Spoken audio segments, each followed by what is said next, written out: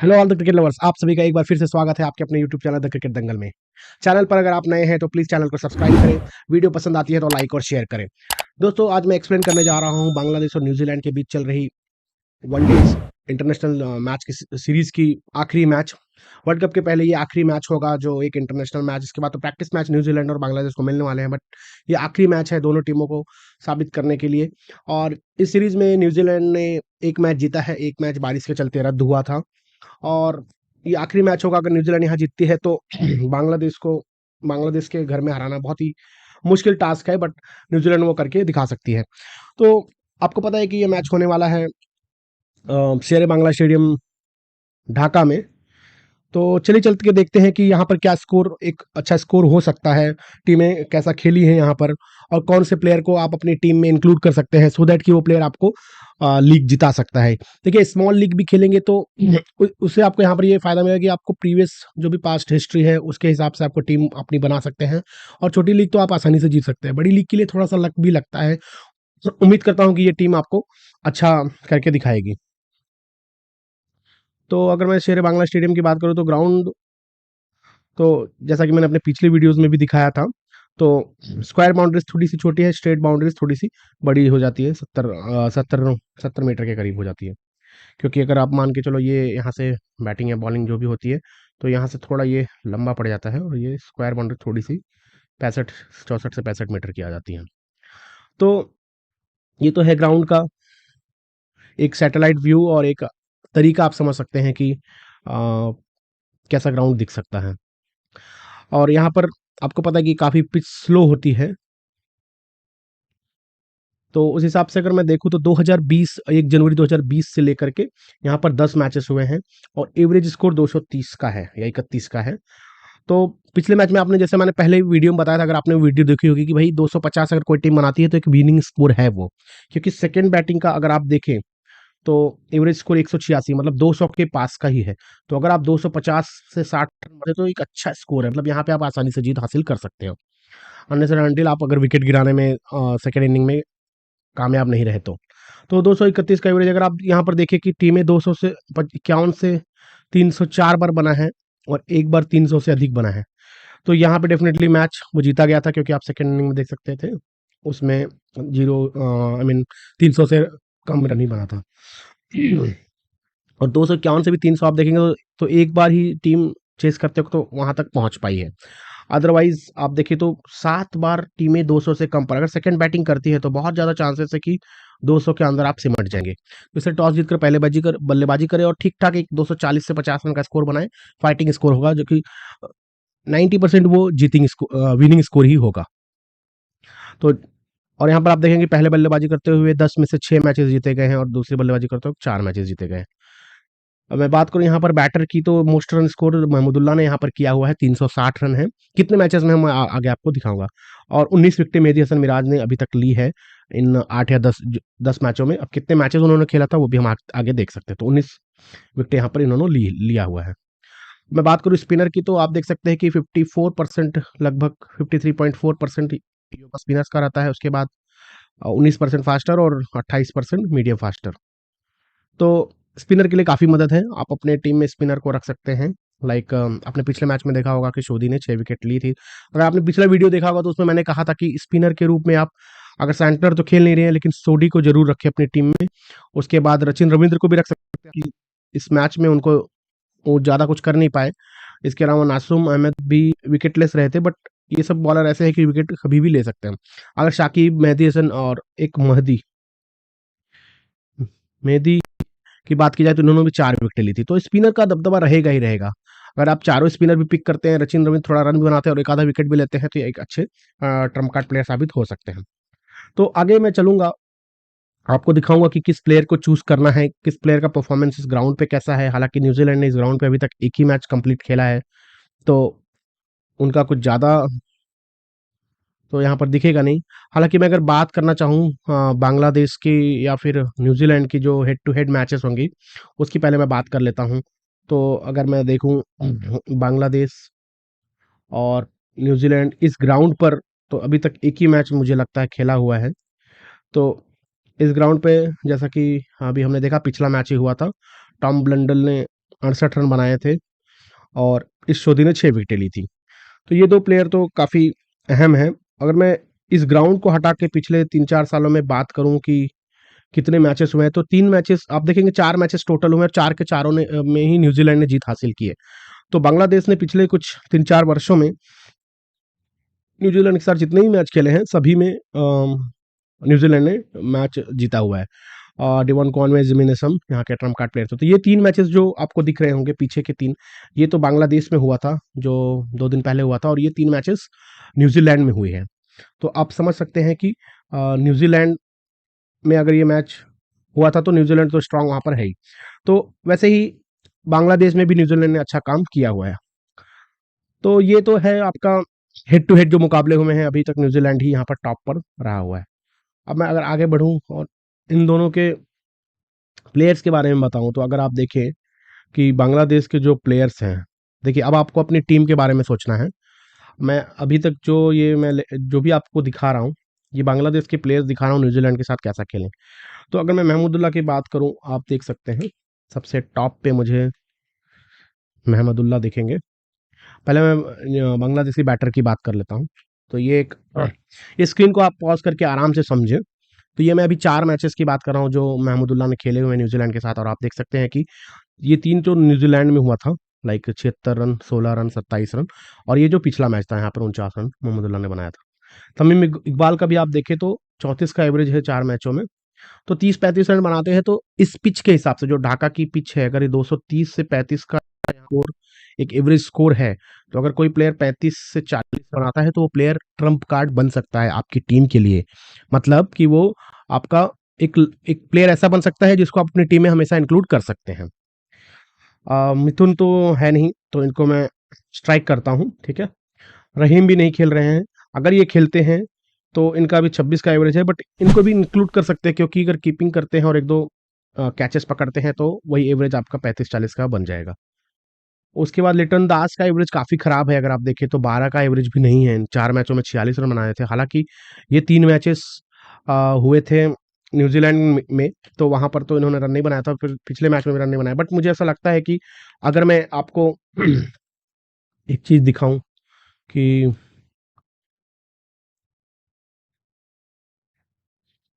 जी, बिल्कुल। अगर मैं आप ऐसे दिखाऊँ तो इनका 39 का एवरेज है वैसे, हालाँकि न्यूज़ीलैंड के साथ ये काफ़ी बुरा खेले हैं।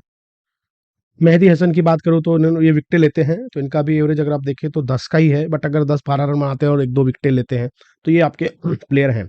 सौम्य सरकार की भी एवरेज कुछ अच्छी आई नहीं है न्यूज़ीलैंड के साथ, लेकिन ओवरऑल भी हम देखेंगे कि ओवरऑल कैसा परफॉर्मेंस इन प्लेयर्स का रहा हुआ है। तो सौम्य सरकार का भी 8 का एवरेज है, इनका 10 का एवरेज है। तो ये सब प्लेयर अगर आप पिछले रिकॉर्ड के हिसाब से देखें तो ये सब प्लेयर बनते नहीं है आपकी टीम में, लाइक सौम्य सरकार, मेहदी हसन बनेंगे क्योंकि वो बॉलिंग करते हैं, लिट्टन दास, ठीक है? नासुम अहमद भी बॉलिंग करते हैं तो इसलिए 1-2 विकेटें लेते हैं, और अगर 21 का एवरेज है तो बहुत अच्छा है, ठीक है? बाकी तो ये सब फिर बॉलर आ जाते हैं। तौहीद हृदय एक प्लेयर हैं, मेरे ज़हन में ये रहते हैं।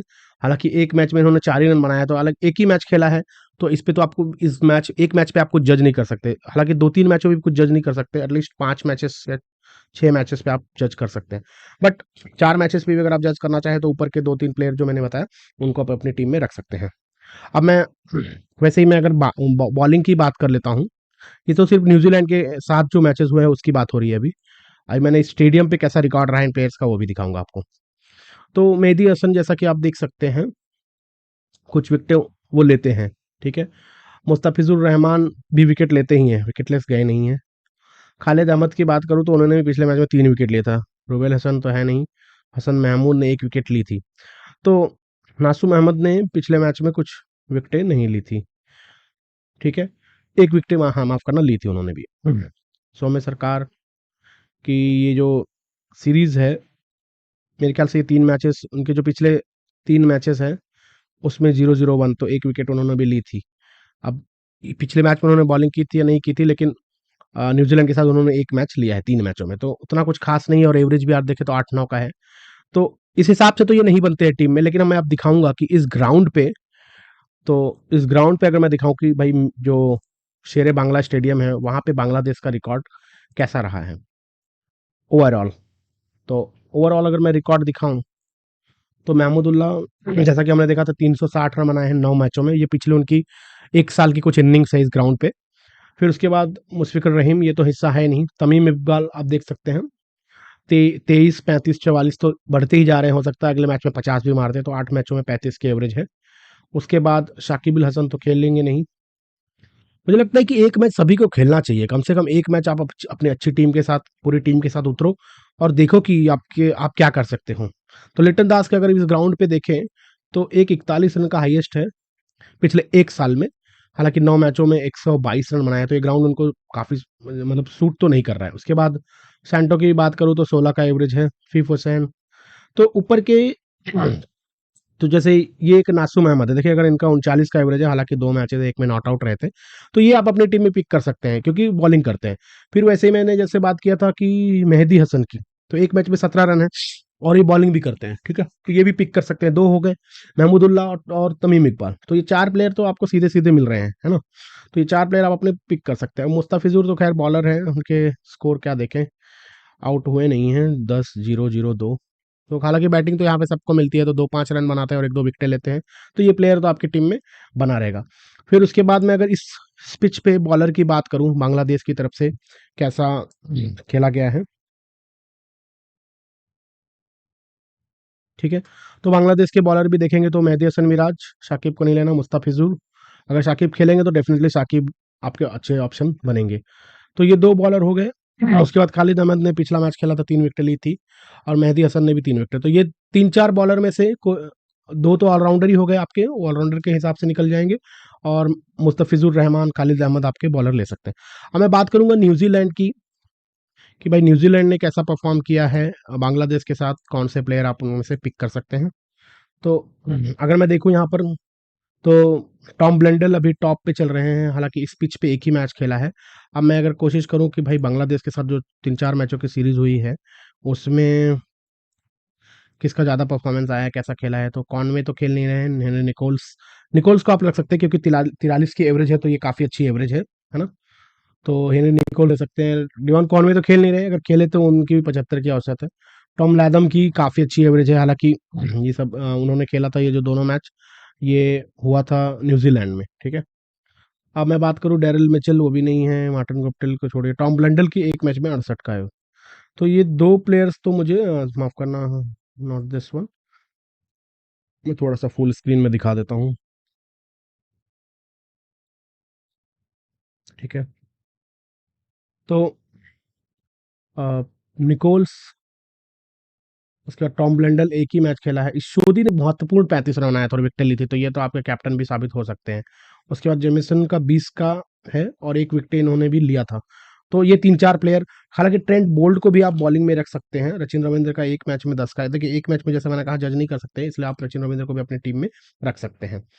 फिन एलन ने 1 मैच में 12 खेला था। इन्हें तो मैं तो यही कहूँगा, इन्हें बस तेज़ी खेलना चाहिए। अगर इनको मौका मिलता है तो इनको भी आप अपनी टीम में रख सकते हैं क्योंकि अगर ये 10 ओवर 12 ओवर तक टिके रहें तो 40-45 रन या 50 रन बना सकते हैं।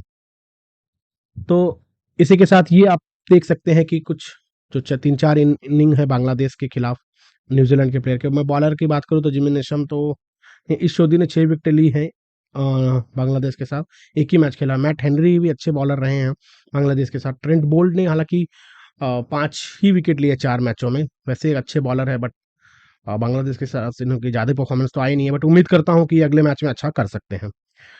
उसके बाद काइल जेमिसन 4 मैच में 4 विकेट और थोड़ी-सी बल्लेबाज़ी करते हैं, तो इनको भी आप अपनी टीम में इंक्लूड कर सकते हैं। तो यही मिला-जुला के आपको अपनी टीम बनानी है, इसी स्क्रीन पर आपको सारा कुछ दिख रहा है कि बांग्लादेश के प्लेयर का कैसा परफॉर्मेंस है न्यूजीलैंड के साथ, उस ग्राउंड पे कैसा परफॉर्मेंस रहा है और आगे ये अब ये भी मैंने दिखाया कि बांग्लादेश के प्लेयर न्यूजीलैंड के साथ कैसा खेले हैं, ग्राउंड पे कैसा उनका रिकॉर्ड रहा है, न्यूजीलैंड के साथ कैसा रिकॉर्ड रहा है। तो इस हिसाब से आपको अपनी टीम बनानी है। अगर मैं एक कंबाइन 11 में चाहूँ कि न्यूजीलैंड और बांग्लादेश की ये जो पिछले 4 सालों के जितने भी इनके मैचेस हुए हैं, अगर मैं देखना चाहूँ टॉप 15 इसमें से, क्योंकि कुछ प्लेयर्स तो खेल नहीं रहे होंगे, तो ये जो 15 में से जो 11 प्लेयर्स अगर खेल रहे होंगे, लाइक तमीम इकबाल, लिटन दास, तो ये पिछले 4 साल की परफॉर्मेंस के ऊपर है। इस पे मैंने न्यूज़ीलैंड और बांग्लादेश का जो आपस में मुकाबला हुआ मैंने पहले ही पिछली स्क्रीन पे दिखा दिया है। वहाँ पे आप पॉज़ करके आराम से समझ सकते हैं कि पिछले मैचों में कैसा स्कोर आया था कुछ मैचों में, और न्यूज़ीलैंड के साथ बांग्लादेश के कौन से प्लेयर अच्छा खेलते हैं वो भी मैंने आपको बता दिया है। तो उस हिसाब से आप अपनी टीम पिक कर सकते हैं। और यहाँ पे सिर्फ़ आपको दिखा रहा हूँ कि भाई पिछले 4 सालों में कैसा परफॉर्म हुआ है। तो लाइक तमीम इकबाल, लिटन दास, लादम नहीं है, डेमिचल नहीं है, महमूदुल्लाह, ठीक है, तस्कीन अहमद को नहीं थे, मुशफ़िक़ुर रहीम ले सकते हैं। मुशफ़िक़ुर रहीम अगर खेलते हैं तो, नहीं तो मुस्तफ़िज़ुर रहमान तो खेल ही रहे हैं। कॉनवे है नहीं, मैट हेनरी अगर खेलेंगे तो ये भी बॉलर आप पिक कर सकते हैं। सैंटनर नहीं है, ब्रेसवेल, हेनरी निकोल्स और शरीफुल इस्लाम, तो निकोल्स को भी ले सकते हैं। अब इसमें तो 2-4 प्लेयर और मैं ऐड करना चाहूँगा, जैसे कि क्योंकि उन्होंने मैचेस कम खेले हैं, लाइक ट्रेंट बोल्ट का नाम ले लूँ मैं, या फिर नाम ले लूँ मेहदी हसन का नाम ले लूँ, उसके बाद सचिन रविंद्र का नाम ले लूँ, या फिर और मैं लाइक खलीद अहमद ने पिछले मैच में 3 विकेटें ली थी, तो वो भी आप ले सकते हैं। नासुम अहमद का नाम ले लूँ। तो ऐसे कुछ 4-5 और भी नाम जो मैंने लिए हैं, ये भी आप अपनी टीम में इंक्लूड कर सकते हैं, क्योंकि ये तो पिछले 4 सालों में सबको उतने मौके नहीं मिले हैं। अगर मैं पिछले 1 साल की ही बात करूँ, मान मान लीजिए मैं पिछले 1 साल का ही अगर देखूँ, तो 2023 के हिसाब से आप देखेंगे तो इस शोधी आते हैं, ठीक है? ब्रिस्वेल तो है, टॉम लैथम, स्पीकर रहीम, हृदय देखिए, टोहिद हृदय भी पिछले ये इस साल की बात हो रही है, 2023 में कैसा परफॉर्मेंस हुआ है। तो विल यंग भी आते हैं न्यूजीलैंड की तरफ से। तो आपको डिपेंड सोचना है कि पिछले मुझे 4 साल पे जाना है, या न्यूजीलैंड और बांग्लादेश की जो बीच मैच हुए उसके ऊपर टीम बनानी है, या मुझे इस 1 साल की परफॉर्मेंस पे देख के बनाना है। तो तीनों ही ऑप्शन मैंने आपको दिए हैं। आप आराम से पॉज़ करके स्क्रीन को देखिए, समझिए कि पिछले 1 साल में कैसी परफॉर्मेंस आई है, पिछले 4 साल में कैसी परफॉर्मेंस आई है किस प्लेयर की, और आपस में जब इनके मैच हुए तो कैसे परफॉर्मेंस आई है। तो अगर आप इस हिसाब से टीम बनाते हैं समझ के, तो मेरे ख्याल से एक अच्छी परफेक्ट 11 बनेगी और आप कुछ अच्छा कर सकते हैं। तो उम्मीद करता हूँ कि ये वीडियो आपको पसंद आई होगी, और इसमें अगर कुछ इम्प्रूवमेंट चाहिए कि भाई आप ये नहीं दिखाते या आपको ये भी दिखाना चाहिए, तो प्लीज़ मुझे सजेस्ट करें। जैसा कि मैं अपने वीडियो में हमेशा बोलता रहता हूँ कि अगर आपको लगता है कि कुछ और बताना चाहिए, या कुछ मिसिंग है, या कुछ जल्दी हो रहा है, या कुछ थोड़ा स्लो जा रहा है, तो प्लीज़ आप मुझे सजेस्ट करते रहिए, सो दैट मैं आपके लिए और भी अच्छी तरीके से वीडियो लेके आता रहूँगा। तो उम्मीद करता हूँ ये वीडियो पसंद आई होगी। अगर आपको वीडियो पसंद आई हो तो लाइक और शेयर करें, और चैनल पर नए हो तो प्लीज़ चैनल को सब्सक्राइब कर लें। मिलता हूँ आपको फिर से एक नई वीडियो में, तब तक के लिए धन्यवाद।